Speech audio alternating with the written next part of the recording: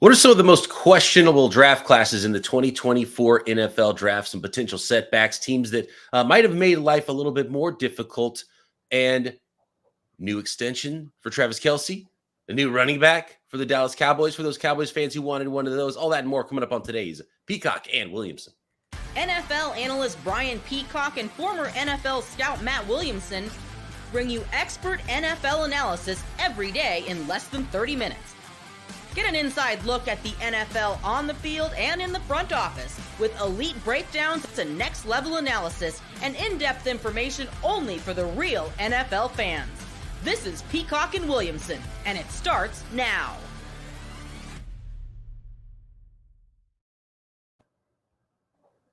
Welcome to the Peacock and Williamson NFL Show. Brian Peacock alongside Matt Williamson at BD Peacock at Williamson NFL. Thanks everyone for making us your first listen on the Locked On Podcast Network, your team every day. We love our everydayers, and we love it when you are subscribed on YouTube. Hit that subscribe button. And of course, you can subscribe everywhere you listen to your podcast. Today's episode of P&W is brought to you by Monopoly Go. I admit it, a little bit competitive, and my competitive side loves Monopoly Go, the mobile hit twist on classic Monopoly. So join your friends, download Monopoly Go now, free on the App Store or Google Play. All right. And everybody, we have to preface this, Matt, as we did when we named our best draft classes from 2024. We don't know how this is all going to turn out. The guy we least expect, the 6th round quarterback, the 7th round quarterback becomes a Hall of Famer. The number one pick in the draft becomes an entire dumpster fire with his new team, or 4 of the 5 of the 6 first round quarterbacks all become duds for their teams, right? We don't know how any of this is going to go. But from a team building standpoint, with the information we have now, because we cannot see the future, Matt, some questionable draft classes out there. You come out scratching your head with some of these. So let's name some of them and talk through why they're questionable and how they could go great still and how they could go very wrong, as we expect that they might.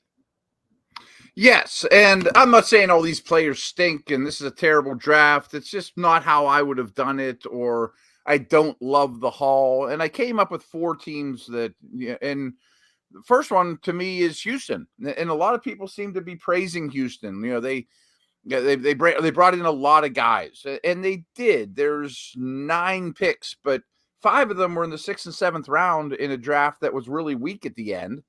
And they traded out of 23, and their best player or their first pick is Kwame Lassiter, a good corner on tape, but he ran a 4.65. I mean, he's far from a premium prospect. Blake Fisher's okay. Kalen Bullock's the deep middle guy. He's fine. Cave Stover, to me, is a backup tight end. And the other guys are all late round picks. I didn't think they got much, considering that they had a fair amount of draft capital when this whole process started. Yeah. And I know they got future draft considerations as well. But they do have a future second from the Vikings. From the Vikings, right. And I didn't really understand the idea that we're going to trade now with the Vikings when they did it. And I said this at the time, this isn't a hindsight thing. It was like, why is Houston moving out of a place where they could potentially get a really good first-round caliber player that's in a much different tier than they would get? And our thought at the time was, oh, yeah, they don't really like the top of this draft. There's 18 first-round grades. They're sitting at 23. They know they're not going to get their guys, so they're going to move down. Caserio obviously comes from New England. They move down all the time. Maybe they thought they weren't going to get calls on draft day, and they either want to go down. Seemingly would be the idea why they would do something like that early. Oh, mistake, right? I mean, we're talking a massive tier jump from where, look, right. Kamari, Matt Lassiter, good football player, might be a superstar in the league, who knows? But his profile, his physical profile, his draft profile isn't close to what they would have gotten at pick number 23. And if they were taking a corner there. I mean, the corners at 23 are night and day different than Lassiter. They could have had the second best corner in the draft, and maybe their favorite corner in the draft if the guy that went 1 pick ahead of them, which was the first corner, and Quinyon Mitchell, wasn't their top corner. And you have to wait for the draft to come to you, I think, a little bit more in this situation. And 6 quarterbacks go. I mean, that changes the dynamic. Maybe you did have only 19 first-round grades. Well, guess what? One of them's now there at 23 for you. Yeah, exactly. And the players are fine. I just don't see any impact from the group. Like, will Blake Fisher even start? Will he be a swing tackle? Kalen Bullock, to me, is not much of a tackler, but he handles the deep middle well. Okay. Rangy Again, safety, like with yeah. Jalen Petrie being more of the box drop down and nickel guy over the Mhm. top with Kalen Bullock, I could see the fit there. Cade Stover's maybe a backup early, could become a starting tight end in the NFL. I do like the Blake Fisher pick. I think it's about Yeah. the height of where he should have gone. I thought he's day 2 guy, second, third round guy, but one of the last developmental. He was in that group with Rosengarten and Suamataia as the last, and maybe even Patrick Paul, who actually went surprisingly early in the second round to the Miami Dolphins. But one of those guys, like, okay, he's got the goods to stick at offensive tackle, even if it takes him a year or two. So you might have a starting offensive. Probably Blake Fisher's my favorite pick there, just because you might end up with a starting offensive tackle there. But there's work to be done, and he might not ever get there. It might just be a swing tackler, maybe moves inside. So not a lot of value from what I saw on the draft board. I don't know how much impact this class is going to have. And when you trade out of the first round, okay, you didn't get a ton out of it from this year. That second rounder better be supremely valuable for you next year. And then we can really fully grade that trade. If it's the 33rd pick in the draft next year, maybe it will be worth it. Yeah, I mean, that is out there, and that's important. And maybe that class is exceptional, and maybe they find a star. I get it. And even the Fisher pick, I mean, we both said that was our favorite. But at 59, it wasn't like, man, they got him 30 picks later than they should have, or 20. I don't see any of them, any picks that they made that I thought, man, that was a steal. Why'd he last that long? Well, the two drafts that I want to bring up are very similar to that vibe of, because I think a lot of teams, and probably the Vikings, after getting that pick, and then they moved up again to secure probably the player that they would have taken if they couldn't go get JJ McCarthy, right, with the Minnesota Vikings going and grabbing Dallas Turner after trading up with the Jacksonville Jaguars at 17. So that's what I'm guessing, and I haven't heard the post draft presser, but I bet Kwesi over there in Minnesota is like, well, if we didn't take McCarthy, we're going to take this guy. And we got both of them in the first round. So they were probably hugging and high-fiving about that draft in Minnesota.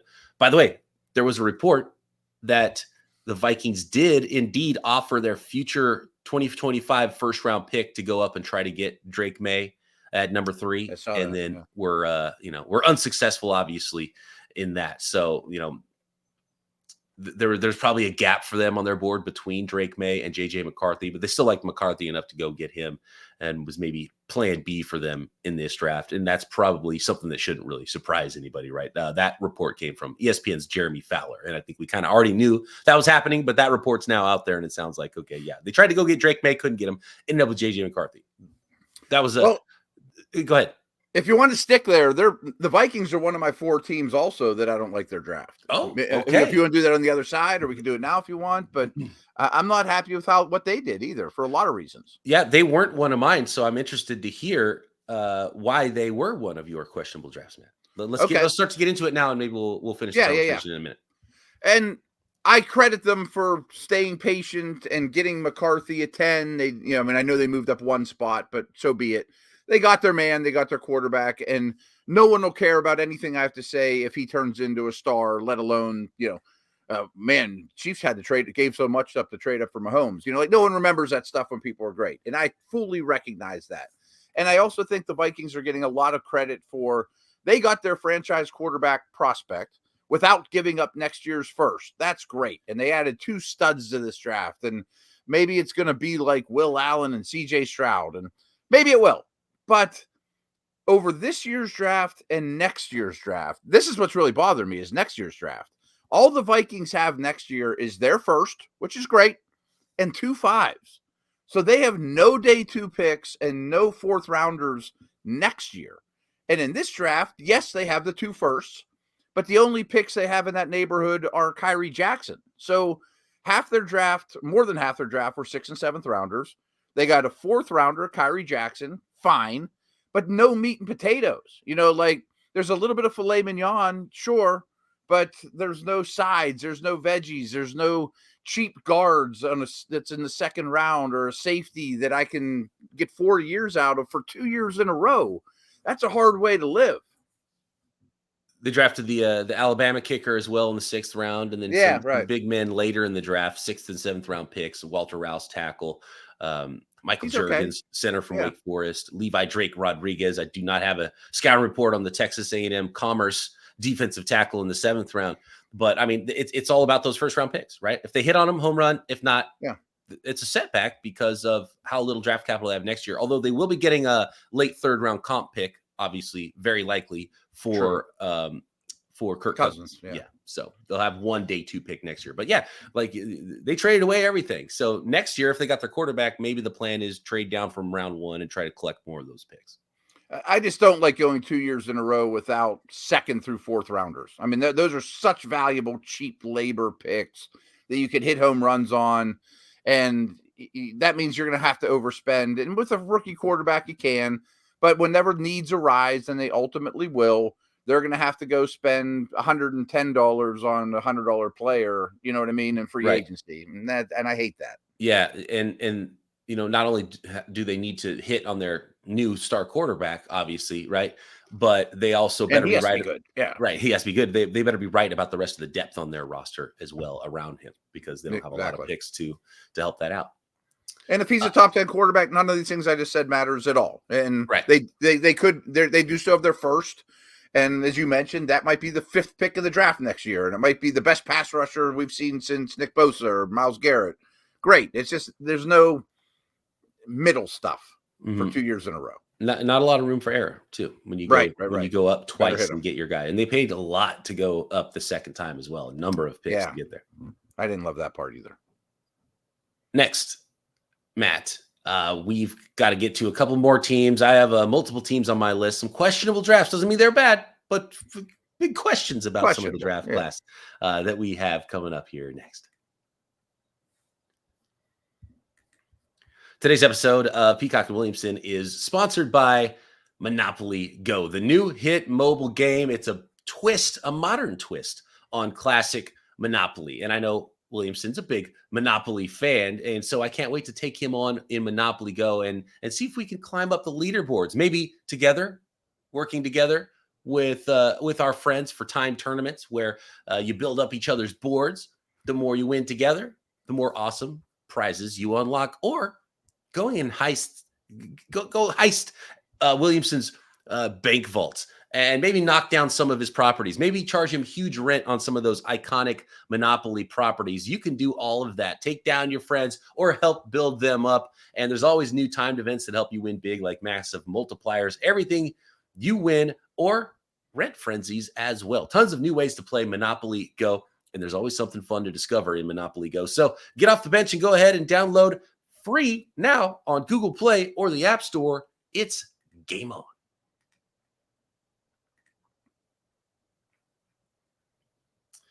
I got to go to the low hanging fruit here. The next couple of teams I'm going to bring up, or what kind of we talked about with the Houston Texans, where you're sitting there in the draft, and if they didn't trade out of the first round, they could have been there at 23 saying, I can't believe who's here for us that we did. Yeah. Here, right. And I know I didn't think 6 quarterbacks would go in the top 12. This guy's still there. Right.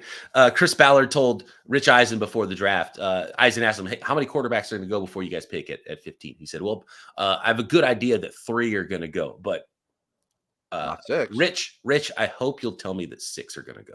That's what I hope could possibly happen. Sure. That's what happened, right? And they ended up with the first defensive player in the draft with Latu at 15. That could have happened for the Houston Texans at 23, but they traded out of there. That could have happened for the, any number of teams in the back half of the draft.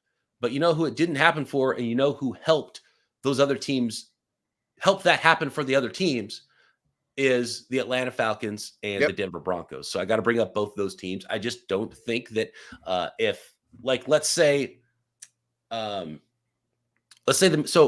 obviously the Minnesota Vikings used to have Kirk Cousins. He went to the Atlanta Falcons. If the Vikings still had Kirk Cousins, would they have drafted? Would they have done what they did in the draft?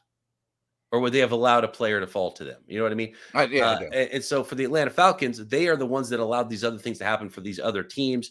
And then obviously there's the the team building aspects of, okay, you have an older prospect that should be more ready to play early, but now you want him to sit for 3 years potentially behind Kirk Cousins. You didn't utilize the power of this 8th pick in the draft to either move down, and obviously I don't know if they got any offers to move down or anything, but you drafted a quarterback. There's just such a narrow margin to get this right, and the only right thing is if Penix ends up being a star quarterback, and then you also win in the meantime with Kirk Cousins, and then you didn't draft anybody that could help you do that on the defensive side of the ball. So it's just a big questionable move for me. And I know it's the low-hanging fruit, but we've got to talk about the Falcons in this, because I haven't really heard anything from Terry Fontenot, the GM, from ownership, they're like, we had a lot of conviction in it. It's like, okay, you better be right. You know what I mean? This is a 6th-year senior quarterback, and maybe he's amazing, and he better be amazing, because you didn't leave yourself any margin for error to build the rest of your football team. And the craziest thing I heard is like, maybe he might even sit for 4 or 5 years. He'll be 30 years old. Like, that doesn't make any sense at all to be part of the equation for you if you're the Falcons. No, it doesn't. And I crushed this pick on our Friday show after round 1. Makes very little sense to me. I think you're causing problems in a locker room that don't need to happen. And of course, I'm the first to say the best time to go shopping for a quarterback is when you don't need one. And if Penix turns into a Pro Bowler, it's all worth it. And I'll eat my words. And that could happen. That absolutely could happen. I just don't understand it. And Mike Lombardi's podcast is one I listen to a lot. And he's been killing this pick. And he had some good points too, along the lines of, hey, when the Chiefs watched Pat Mahomes in practice all year long during his rookie season, everyone in the building knew he was better than Alex Smith, who was a good player, but like, you're causing problems within the team. He described it like this: like, you know what Penix is going to do to the scout team defense of Atlanta with that arm and no pressure? He's going to look unbelievable, and everybody in the buildings would be like, why are we giving the old guy $90 million again? It just causes problems. And yeah, you get all the is still hurt. You get all the reporters there at training camp. Right. And they just see a guy with a better arm than the starter. Just ripping it. And they're going to start writing articles about, man, Penix really slings it much better than Kirk Cousins. And Kirk Cousins is, a certain age coming off the Achilles. But if you weren't sure about Kirk Cousins, why you signed him to the big money deal? And he's got a lot of money for a couple of years. So even if Penix hits, it doesn't make any sense from that aspect to start him over Kirk Cousins. So you made a mistake on that side. So, it's a mistake on one side or the other, almost very likely. But then just beyond the Penix stuff, you get into the second round, Rucororo. I had a problem with that. Trading up for him. I didn't think he was, a slam dunk prospect before you trade up for him in the middle of the second round, or, a little earlier in the second round. You're trading up for a guy with like nice traits and everything, but some stuff to work with. But it really felt like, okay, now we're on day 2. We did the quarterback thing. Now we have to chase defense. And I didn't think they got great value on the defensive side of the ball until around, 4, where Brandon Dorless, a defensive tackle out of Oregon, is sort of a big end, undersized tackle, rotational pass rusher, but he's not a starting player probably unless he does do the outside in thing. And then, so they went Aurora, Trice, Dorless, and, just kind of hoping to get some talent on the defensive side of the ball because they passed on defense early. And I just felt like they were chasing that. And none of those prospects really blow me away, although I do like Dorless in the 4th was a nice pick value-wise. But you look at the rest of their draft, and I'm just really underwhelmed, and I'm not sure how much impact they're going to get, and probably not for a while with their quarterback, even if he does hit. I agree with all that. And two more notes I want to throw on top of it is, okay, you trade up to 35 for Rook. If that was Johnny Newton, I'd be like, okay, cool. That guy's going to impact games now. He's a much better player, I think, prospect, but player than Rook is today. In terms of impacting games. They have the easiest schedule in the league. They're in the easiest division in the league. They just spent $90 million on a quarterback. We don't need projects. We need to win now. And I do commend the philosophy of, after the Penix pick, they went D-line 3 picks in a row. I just don't love any of those 3 players for what they paid for them. Their pass rush has been a problem now for, worse in the league for like 4 or 5 years. I don't think it got fixed. Now, the Denver Broncos are on my questionable list just because I didn't think Bo Nix was worth the 12th pick in the NFL draft. But, he was the 6th quarterback. They felt probably like they just had to do it because it was their only chance. So they kind of backed into a corner, and you never want to make a draft pick because you feel backed on into a corner and you're forcing a need. So we'll see which of these quarterbacks pan out. And obviously, when we go back and grade this in 3 years, if Nix hits, it's a great draft, but I actually liked a little bit more about what they did later. I liked Jonah Ellis in the 3rd round out of Utah, the edge rusher. They didn't have a 2nd round pick. I like Troy Franklin in the 4th round where they got him. I'm surprised Troy Franklin fell all the way down to where he was. Chris Abrams-Drain, Audric Estime, Notre Dame running back. I like me some day 3 running backs. It's the right time to draft a guy like that. So, some okay picks, I think, later on after that. But, you don't have a 2nd round pick, and then round 1, you go with a questionable quarterback pick. He better be good or this is not going to be a good draft. They're on my list too. I have one other team, but for all those reasons, I will give them credit. I really like their 4th and 5th rounders: Franklin, Abrams-Drain, Estime. Estime is going to back up Javonte, who's now coming up to a contract year. It's amazing that stuff happens that quick. I could take or leave Ellis, but it's fine. I got no problem with it at all. Bo Nix just feels like drafting Kenny Pickett at 12. Right. And yeah, that's what it was to me. It wasn't like, okay, Kenny Pickett went 20. If he drafted Nix at 20, I don't even like it that much more. No, me neither. Right. I thought today's NFL, there's not enough ceiling. Day 2 guy might be a nice fit. We'll see what Bo Nix ends up being. Mm-hmm. That brings up a question about the age for prospects. And, with the extra COVID year, there's so many 6th and 5th year prospects in the draft and fewer guys declaring. So less of the really young prospects as well. There was so few of those like redshirt sophomores and just true juniors and those 21-year-old prospects. And there were some of those, but I find it fascinating how teams weigh that, because when you think about a guy who's been like, where was Michael Penix when he was the age of J.J. McCarthy? Where was Bo Nix when he was the age of J.J. McCarthy? He wouldn't have sniffed the 1st round. Like, I'm not picking on Jaden Daniels, but I bet Caleb Williams and or Drake May in that situation when they're 25 years old probably could win the Heisman. Yeah, that's a good way to look at it. Yeah, if in 3 years Drake May got to go play at LSU with 2 first-round wide receivers. Right. Or Washington with all those receivers against USC and Oregon, he'd probably be pretty good. Probably look better than he did this year. Yeah. That's like if you put Sam Darnold back at USC right now, he'd probably be fine. You know what I mean? But on the other side of that, if you're a team, like, at least you get to see it, because you don't ever know. Like, he might not get there. Drake May might not look better in 2-3 years. He might be terrible when he's 25. Don't get me wrong. Yeah, might not. But any of his issues. I do believe 3 years from now, Caleb, May, McCarthy, if thrown in those other 3 situations, would have done every bit as much as those guys. You know what I mean? Right. Surroundings were just so huge and so much better for 3 of them than the other 3. And because it's hilarious, because Trey Lance was 20 years old when he came out, right? And you say the same thing about him, but he's the same age as Penix. You think back, you're like, man, you should have transferred to a D1 school and played a few more years. Yeah, what if he transfers to LSU? You know what I mean? It's kind of better to be more finished when you do come out of college. So there's that side of the argument as well, because you need to be ready at some point. And if you're not ready, don't come out. I misspoke a second ago. Just one thing I want to take back is I implied that McCarthy didn't have a good situation. He had an awesome situation. He was just super young, you know. Yeah, and he didn't need to carry the team. Didn't need to, do a lot to help that team win, even though he did enough. He did some things for sure. All right, I got a couple more here, and then we'll get on to some of the latest news as well around the NFL next. Today's episode of Peacock and Williamson is brought to you by FanDuel, America's #1 sportsbook. It's playoff time in the NBA and NHL. Baseball's in full swing, and FanDuel is your place to bet on every game. And right now, new customers get $150 in bonus bets guaranteed.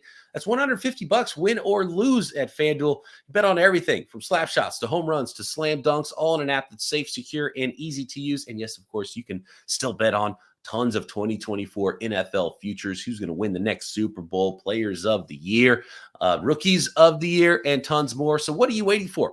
Visit FanDuel.com/lockedon and make your first bet an automatic win. FanDuel, America's #1 sportsbook.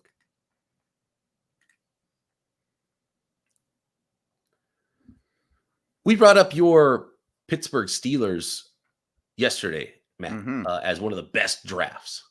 I'm going to bring up my San Francisco 49ers here, not because it was a bad draft. I think the Niners got a lot of good players in this draft. Yeah. It was sort of the anti Minnesota Vikings where they got almost all meat and potatoes. And I think they drafted, a day 2 guy on day 1. But and then the with Ricky Pearsall, wide receiver out of Florida, they got Renardo Green, Florida State corner that could compete to be a starter early in his career. Dominic Puny was my favorite pick of theirs, maybe. Me too. Third rounder out of Kansas. Mustafa, and Mustafa, yeah, exactly. The 3rd and 4th round picks. Malik Mustafa could be like they might have drafted 4 starters, right? And then you get a 4th round running back in Isaac Guerrero, who's height, weight, speed guy, and in a Shanahan offense. You shouldn't be shocked if he's averaging 5.5 yards per carry at some point in his career, and that offense for a short time. He's Raheem Mostert, right? Whether or not he becomes a starter or whatever. Jacob Cowing, another, and they had 3 4th round picks, so they drafted 6 times in the first 4 rounds. Punt returner, slot receiver out of Arizona in Jacob Cowing. So I liked the players they got, but the reason I bring up the 49ers and the questionable part of it is that 1st round pick and the 2nd round pick and how they maneuvered the draft. And we talked about so many teams were sitting there late 1st round. I can't believe this player fell to us here. Like the pick right before, pick 30, Nate Wiggins goes to Baltimore. They probably thought Nate Wiggins was going to be gone. And they were jumping for joy when they saw 6 quarterbacks go in the 1st round.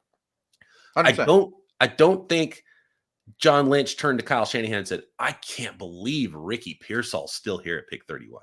I was hoping to get the 51 for the Steelers. Right. Yeah. That's kind of I think he would, but I kind of hoped he did. Right. It's really funny because everybody talking about Ricky Pearsall is like, oh man, I really like Ricky Pearsall. I just thought I just had him a little bit later. So that's what everyone says about Ricky Pearsall, which is funny, which is why he's probably ends up being worth the pick, because when you're drafting that late, and I think the 49ers might have been, who knows, 1 pick, 2 picks outside of that. Oh, we got this guy that we didn't think was going to get there. And I think they still missed out on that group. And we're like, okay, well, we were going to draft from our, high 2nd round grades anyway. And Ricky Pearsall is one of those. And so everyone says the same thing about Ricky Pearsall. Oh, I really liked him. I just had him like 15 spots later or 20 spots later, whatever it was. So I just thought that was fascinating. And then in the 2nd round, they allowed the Chiefs to trade with them to go up 1 spot to get Kingsley Suamataia, which is a huge long-term need for the 49ers at offensive tackle. And with what Suamataia could be, and clearly I was higher on Suamataia than the 49ers were. They didn't care. They let the team that's beat him in the Super Bowl twice in the last 5 years go get a future offensive tackle for themselves instead. That was interesting. If Suamataia ends up being a starting offensive tackle in the league, and man, Brett Veach and Andy Reid's team is probably where I'd want to go if I was a developmental player like that. Then you look back, you're like, what were you guys doing, man? You just made it harder for yourself to win a Super Bowl, and you let a more important pass right by you by letting those Chiefs come up to make that pick. So the Niners draft was interesting just because of some of those wrinkles to it, but I thought they drafted a lot of players that'll end up being part of that team for a while and potentially a number of starters. Without question. And of course, you're on top of the Niners. I don't have much to add other than I don't see anyone, like, I'd be shocked if there's a Pro Bowler in that group. Like, there are some meat and potatoes. I don't know that anyone has a really high ceiling. Green will probably have a fine career. Pooney and Mustafa were my favorites, and I think Pooney will be somewhere on the interior, maybe even center.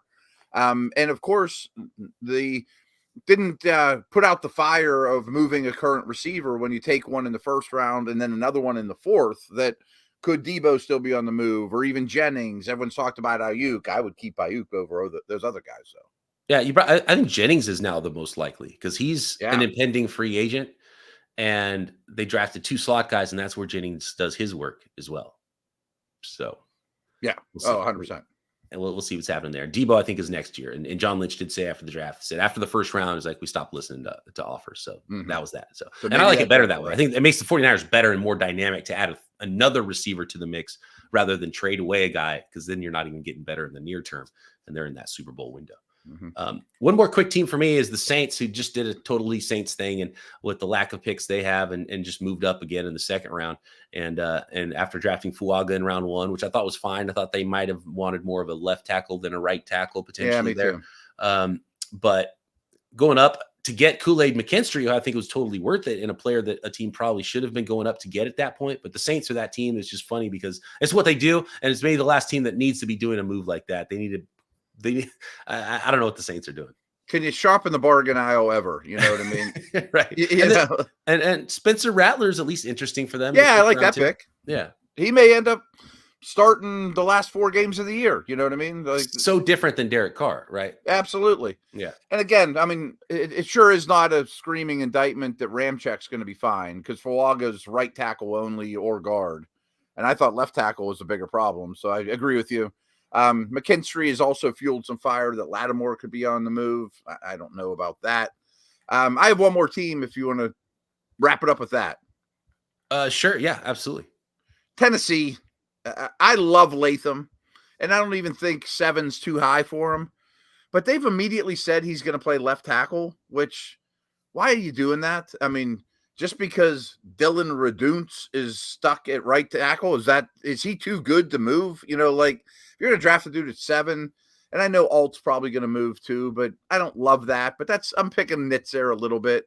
I hate the Sweat pick at 38. I think that's terrible. He's going to play 20 snaps a game. Yeah, he's a 2-down player, and then the outfield stuff on top of it, and you drafted him at the max is what he should have gone if he was super clean off the field. So that's and he should be good at, as long as he just doesn't wash out of the league, he should be good in the role that you obviously need him to be when you draft a guy who's 366 pounds. But how much are you going to utilize that role in today's NFL is the big question. And you hope he's 366. He didn't weigh in at the Senior Bowl, so he could get down to 366.